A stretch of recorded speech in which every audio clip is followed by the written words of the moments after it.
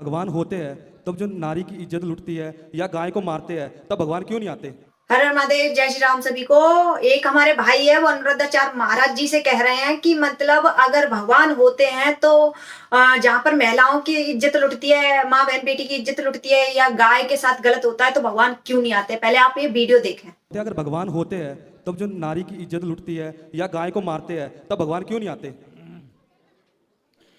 भगवान ने कुछ काम हमारे और आपके जिम्मे भी छोड़ा है।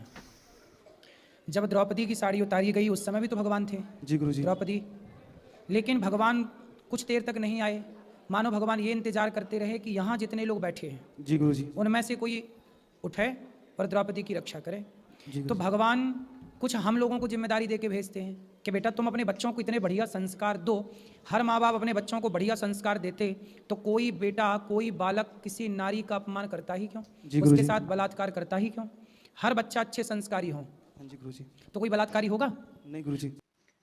तो दोस्तों आपने सुन लिया कि ये जो हमारे भाई है ये कह रहा है कि मतलब कि अगर भगवान होते हैं, जो अदर धर्मों के लोग होते हैं, जो मतलब दूसरे धर्मों के लोग होते हैं जो भगवान को नहीं मानते हैं, और आए दिन आपने देखा हो किस तरीके से हमारे भगवानों के बारे में अभद्र भाषा की टिप्पणियां करते हैं लोग जो मतलब हमारा हिंदू धर्म नहीं मानते हैं, जो हिंदू धर्म नहीं मानते हैं वो लोग अभद्र भाषा की टिप्पणियां भी करते हैं। तो अनुरुद्धाचार्य महाराज जी ने समझाया है। इस हमारे भाई का क्वेश्चन है कि महाराज जी अगर भगवान होते हैं तो माँ बहन बेटी की इज्जत लुटती है या फिर गाय के साथ गलत होता है, गौ जो गाय काटी जाती है तो वहां भगवान क्यों नहीं आते? तो हमारे अनुरुद्धाचार्य महाराज जी ने अपने शब्दों में समझाया कि भाई देखो, भगवान तो हर जगह होते हैं, मगर ये होता है कभी कभार भगवान परीक्षा लेते हैं। जैसे होता है ना, कभी कभार हम कोई काम कर रहे हैं, करते करते इतना मतलब निराश हो जाते हैं और कहीं ना कहीं हम बहुत दुखी हो जाते हैं, तो कहीं ना कहीं भगवान परीक्षा लेता है उस चीज में, लेकिन हमें हार नहीं माननी चाहिए।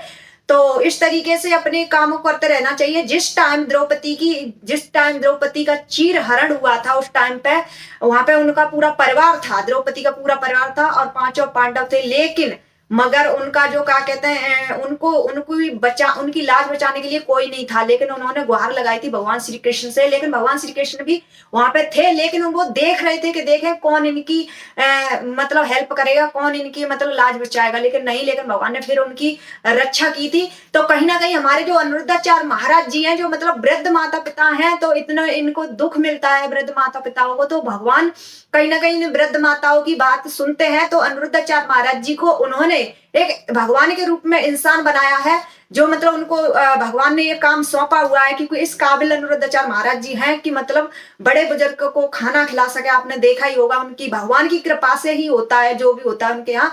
जो भी लोग बाग उनको सहयोग करते, दान करते हैं, तो कहीं ना कहीं भगवान किसी ना किसी को भेजते हैं। सबसे पहले भगवान के बाद अनुरुद्धाचार्य महाराज जी के बाद में जो लोग सहयोग करते हैं वो भी कहीं ना कहीं भगवान के रूप में ही है, तभी अनुरुद्धाचार्य महाराज जी का सपोर्ट करते हैं, सहयोग करते हैं। इसकी वजह से वो वृद्ध माता पिताओं को एक मतलब एक 2 टाइम की रोटी खिला पाते हैं और हर सुख सुविधा देते हैं।